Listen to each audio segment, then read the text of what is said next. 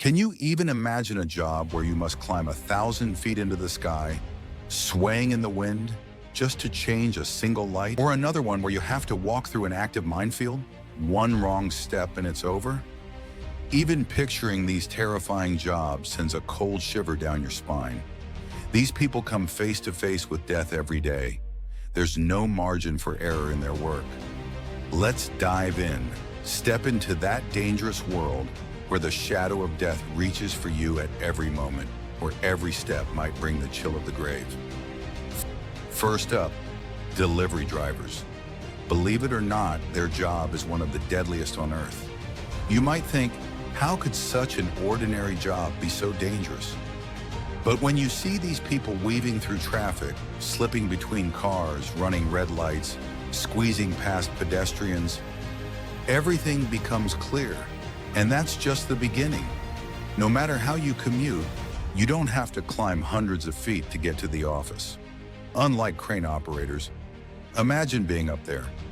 The wind always trying to knock you off balance, the constant threat of mechanical failure, the ever-present fear of falling. Don't call it madness, call it a death trial.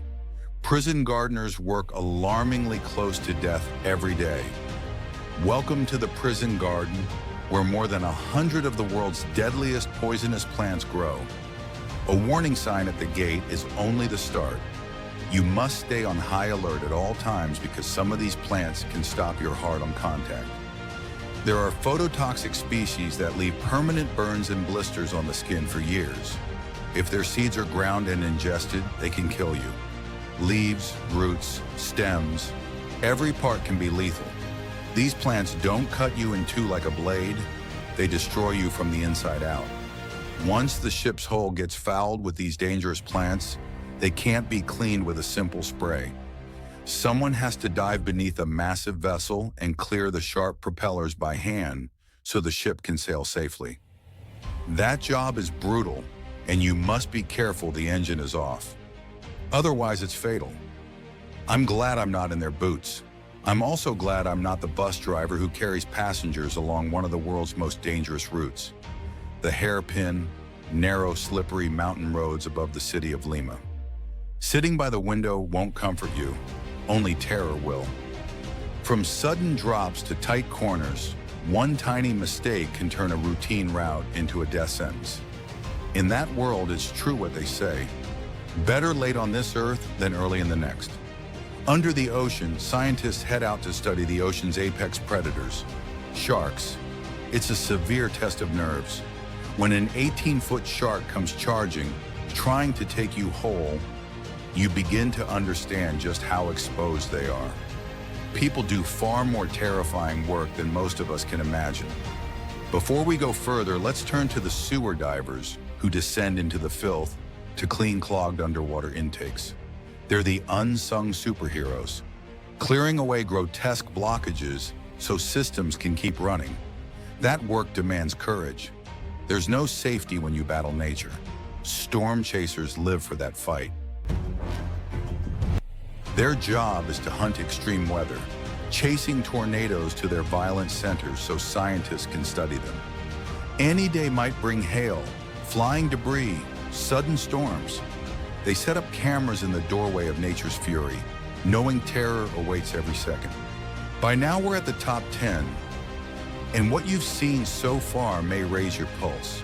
But what's coming will create a tsunami in your mind. Changing a light bulb at height is one thing. The real job begins when you arrive and must carry out repairs, knowing you'll have to climb back down afterward. There's no base jumping option, though sometimes you wish there was. Luckily, these workers climb up only once every 6 months. Who would want that thrill year-round? Still, they work all year. These electricians live or die by live power lines and thousands of feet of altitude. Because of them, you can watch videos like this. And the faster you smash that like and subscribe, the more you risk upsetting the balance they're keeping. Yes, they work on high voltage lines carrying well over 100,000 volts. A single tiny mistake can have catastrophic consequences. Honestly, they should be born with parachutes. Bush pilots probably deserve another one. When a runway or landing strip can't be seen, sometimes you have to leap into the unknown. These pilots fly into remote, inhospitable places where no one else wants to land. For most pilots, the worst-case scenario is bringing a plane down to Earth. But bush pilots do that on purpose, repeatedly. Meet Steven, a pseudonym, a full-time avalanche photographer and professional mountaineer who earns close to 6 figures a year capturing avalanches. The scariest part of his work is the balance. Too far and you miss the shot. Too close and it might be your last. He doesn't just document these savage natural events, he helps trigger them deliberately from a mountain ridge to get the shot.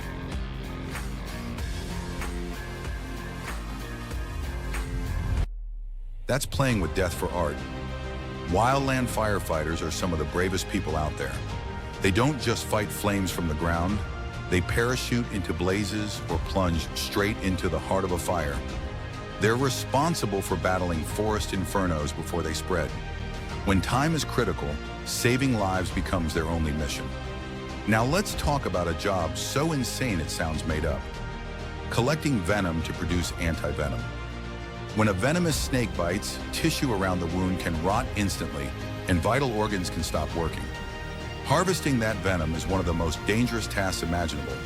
In the United States, there are only about 4 people who do this professionally. One of them is Jim Harrison, name used as an example, an expert who can milk 150 snakes in 2 hours. The toll on hands and body is real. Their bravery has consequences. If you want to reach a president, like in historical assassination attempts, first you'd have to get past the bodyguards, and that's no easy feat. The security around world leaders is extreme. These guards are trained and willing to take on enormous risk. Then there are tree workers who cut limbs at dizzying heights. This is high stakes, sharp tools, life on a line work. Sometimes you must saw off the very branch you're standing on. Sometimes you're hanging over a void. If the sea is in the picture and a storm hits while you're at work, the ocean won't hesitate. Fishing at sea is another deadly profession. Fishermen face a fatality rate far higher than nearly any land job.